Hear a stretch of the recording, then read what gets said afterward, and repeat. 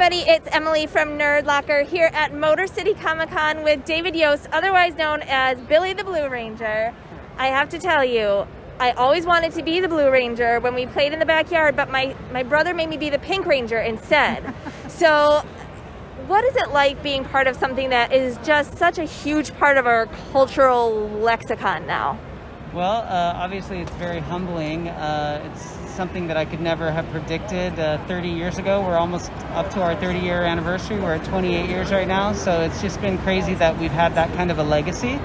Obviously I am very blessed, and I get to travel all over the world and get to meet amazing people like you that tell me amazing stories about their childhood and how mean their brother was because you wanted to be the Blue Ranger. He's gonna kill me for telling you this. No, but it's actually a very common story that we hear, and it kind of says something to where we are today in the world, is that now, you know, it'd be more acceptable for girls to get to play the Green Ranger or the Red Ranger or the Black or the Blue Ranger. So, you know, your brother probably couldn't tell you that in 2021, like where we are now. Absolutely. So, but anyways, again, I'm very humbled and very blessed that I get to be part of this legacy. And for whatever reason, it's continued on all these years. My kids still watch it. So as a mom, seeing it still today, what is that like? Do you see a lot of generational popularity?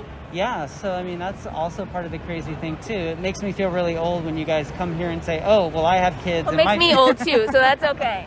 But you guys grew up, you had kids, and your kids, some kids find it on their own on Netflix, and they gravitate towards the original Rangers. Some people have parents like maybe you that introduced your kids to it. So, you know, it's really cool that it's gone on all these generations. And then your parents, used to sit down and watch it with you. So we at least have 3 generations of Power Ranger fans, which is really, really cool.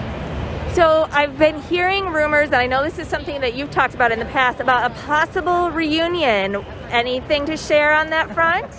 I will just say, I mean, I can't really share too much, but I can share certain things that I personally have been developing a reunion limited 8-episode series called Mighty Morphin Power Rangers: The Quantum Continuum.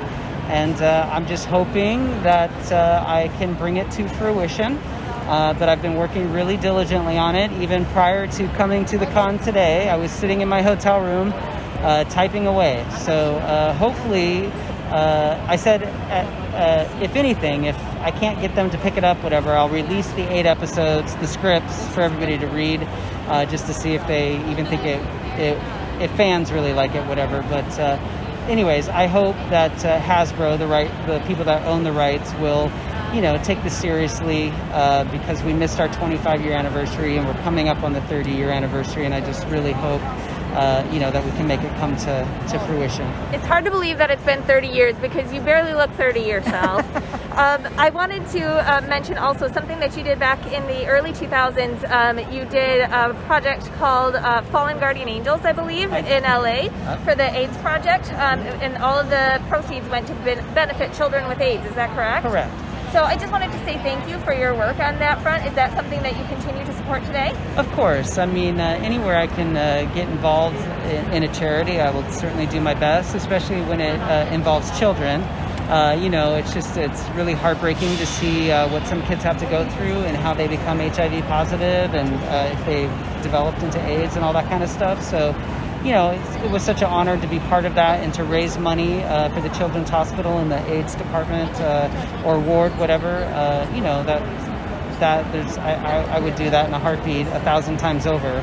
So anything that I can do, and that's another gift that I have from being a Power Ranger, is that we work with Make-A-Wish Foundation, and we get to go out and visit kids and all that kind of stuff. So, you know, again, I'm very blessed, and it's troubling to see what some children have to go through, but they give me such strength because they're so strong, and it's amazing to see their lives. But just to be able to put a smile on a kid's face is a true gift.